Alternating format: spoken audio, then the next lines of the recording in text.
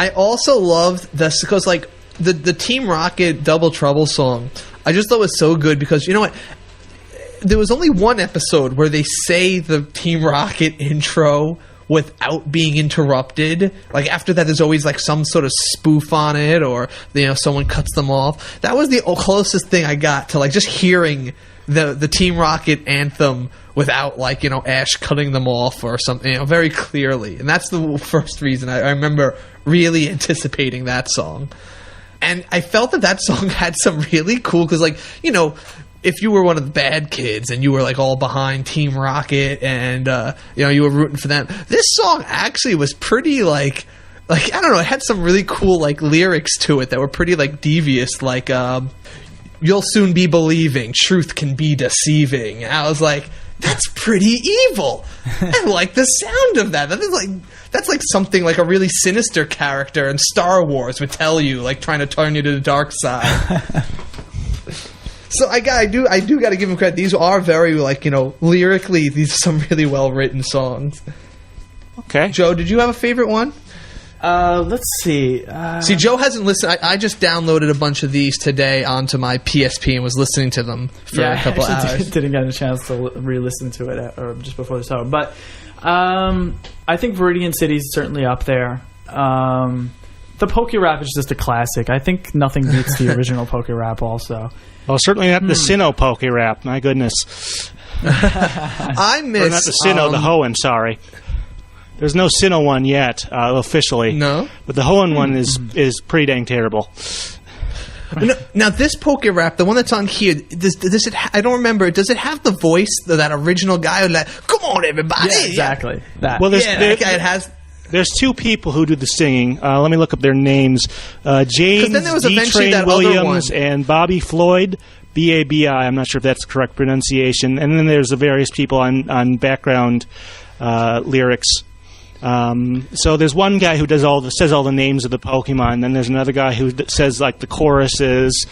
And they talk to each other in between the groups of Pokemon. Kind of arguing who's doing the harder job there. But I hated when they switched over to, like, I think it's like when they first started showing this on, like, the WB or, like, whatever, you know, other channel it is in your area. Syndicated in, they switched to, like, this other guy who was just like their usual commercial announcers, like, tune in every week to see Pokemon on Kids WB. I was like, no, where's that crazy, like, come on, everybody, put all the weeks together and sing the PokeRap. Yeah. I was like... Or, like, I picture, like, some southerner surrounded by a Smeargle with a banjo or something. It was like, that was really like cool, that guy's voice. That sounds like a great YouTube video idea. Just a Smeargle with a banjo. There's a few cool features of the packaging of the CD. One of them, actually, is the PokeRap. It has all the lyrics for the PokeRap written out, so you could sing it in order along with it. Electro, Diglett, Nidoran, Mankey, Venusaur, Tata, I have the liner Pidgey. notes in front of me right now. So the one I have here also, obviously has the lyrics for all the songs, which is awesome. But also, if you flip it over, it has, like, this pull-out poster, right? That says "To Be a Master" on it, and Ash is in the middle. And as far as posters go, it's all right, but it's kind of a cool little additional feature. Yeah. What's it called? I mean, you know, if I was a young lad, I'd put that on the wall somewhere. Oh no, then I wouldn't be able to read the lyrics, so I wouldn't do that. Yeah.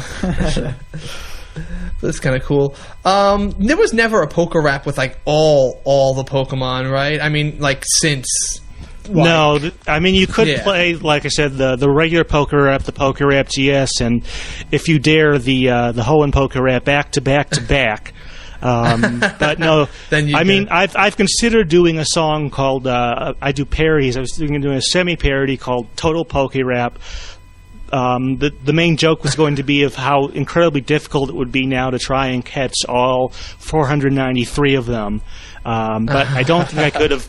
I don't think I could have held the joke for the 10 minutes required to sing the song. Everybody, Pokemon. What album is that one on? Oh, that was just weird. You're thinking of Pokemon from the second movie. Yeah, second movie. Oh, yeah.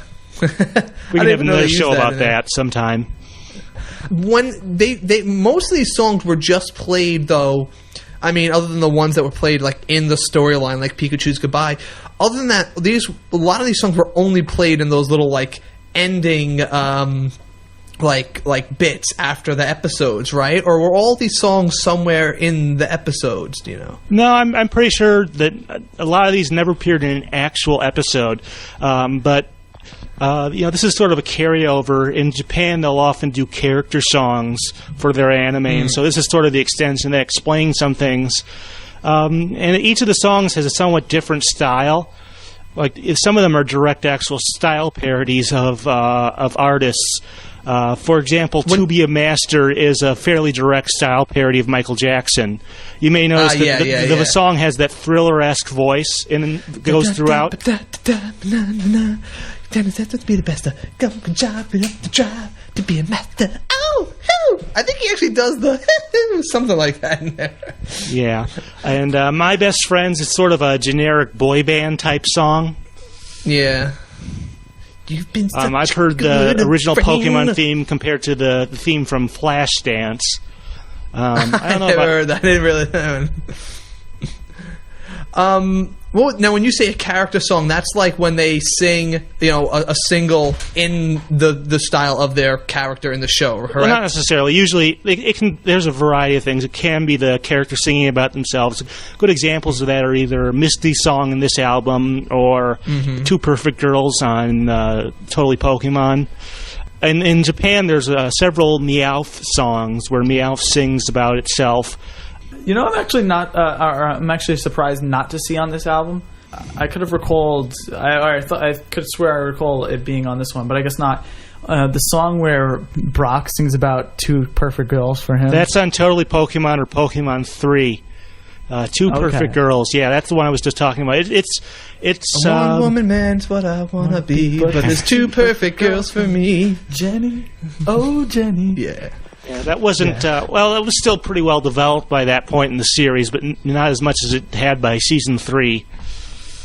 Do you know if in the Japanese are any of the voice actors like actual singers? Like, because I know at least in One Piece, several of the... at least one of the main characters that does these character songs is an established, vocal artist outside of the anime, and his singles as his character, Sanji, in the show, sell really well. And, I've listened to them. They're really good. Yeah, I'm not sure if you would... Well, I know that Rika Matsumoto, who does the voice of Satoshi, or as we know him, Ash, is... at least was a professional singer, although I don't think any of them were quite as famous as someone like Britney Spears or Kelly Clarkson or something like that are here.